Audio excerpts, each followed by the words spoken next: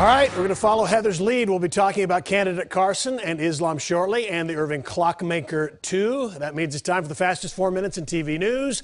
The Fox 4. Good evening, Ben Ferguson. And Tim Tebow's coming to Dallas, right? Yeah. Can we just throw that out there? No, sorry. All right, that'd be great for you. You'd take. I'll take that rumor. Let's just say we started it here, okay? Tim Tebow's coming to Dallas. Unfortunately, we're not the first to talk about that.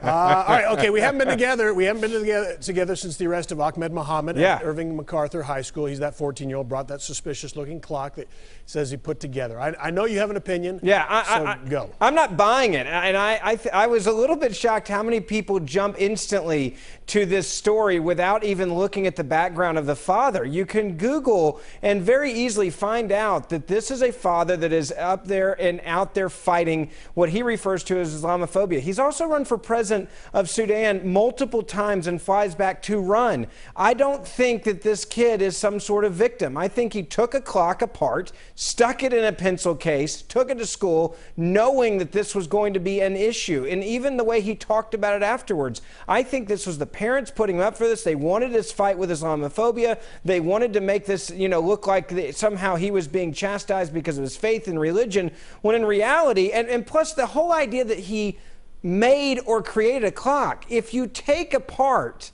a clock and stick it in something else, did you even make a clock? I would say no, you did not. You unscrewed something and you put it in a case, and there's been many people that have shown exactly how to do this in about 3 or 4 minutes. So the idea that he's an inventor to me is just absurd. Well, young kids do things like this, and he's 14 and he's young, and that's all fine. But you're right. If the parents, something's going on behind the scenes. This is not an average parent. I mean, this is a man that went down to Florida to get into a fight with a man that wanted to burn a Quran. This is a man that has a axe to grind when it comes to Islam and Islamophobia. And I think they were looking for a fight, and they knew that this would be the perfect way to get one and become a victim.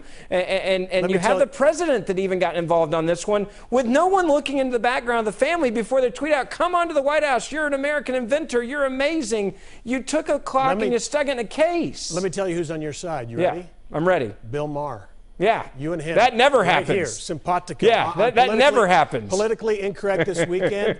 I have to get this quote here, what he said. He said something to the effect of, people at the school thought it might be a bomb because it looks exactly like a blanking bomb. Yeah. And so he supported the police and the school. They said they did say the school should have apologized after the fact and said, okay, it wasn't a bomb.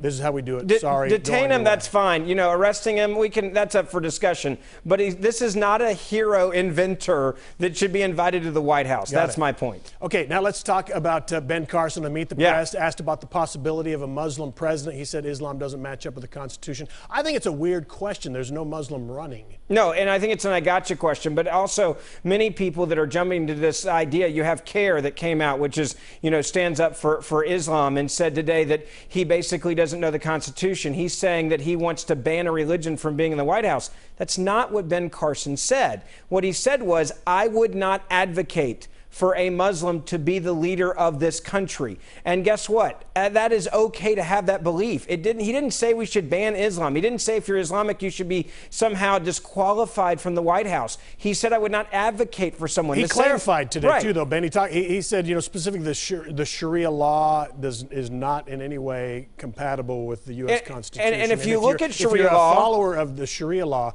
then he thought that specific group of Muslims and I would agree with him. If you read Sharia law and if you look at what it actually says, and I've read the Quran, it does not coexist with the Constitution of the United States of America. That's just looking at the reality of the situation. But all he said was, and I think people are really trying to turn this into something bigger than it is, he said I would not advocate for someone who is a Muslim to be in the White House, and that's okay. We got to get quickly to Trump, too, and I want to kind of do this umbrella thing. Is this the media blowing this out of proportion?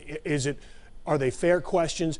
Trump got it because of a question he was asked that he didn't correct the questioner. Is this just the world of top-tier politics, and you got to increase and get better? You got to be better? Look, I've always said this. If you're a politician, you're standing at a podium, and your name is on that podium, as you can see right there, then you are in charge of that event, and that event is your event, and you have to own it. And if someone asks you a question or puts an idea out there that is factually incorrect, saying that Barack Obama is not an American, it is your obligation at your event that you're in charge of, that you're paying looking for that your name is on the podium to correct that. And for his campaign to put out this excuse of he didn't hear the question, that's when I just rolled my eyes and laughed. Well, I think Donald Trump had a duty to say, he is an American. We're not going to go there. Let's move on. And if nothing else, to me, it's just having integrity and a little bit of class while running for president. He should have done that. I didn't hear the question that went away. That went away real fast by the campaign when they realized that everyone knew he was lying. Yeah. All right, Ben, thank you. We're out of time. We're out of time, believe it or not. Tim Tebow. Followers, 500,000 followers at Ben Ferguson Show. He's going to be tweeting the marriage of Tebow and the Cowboys later tonight. See you, Ben. Thanks.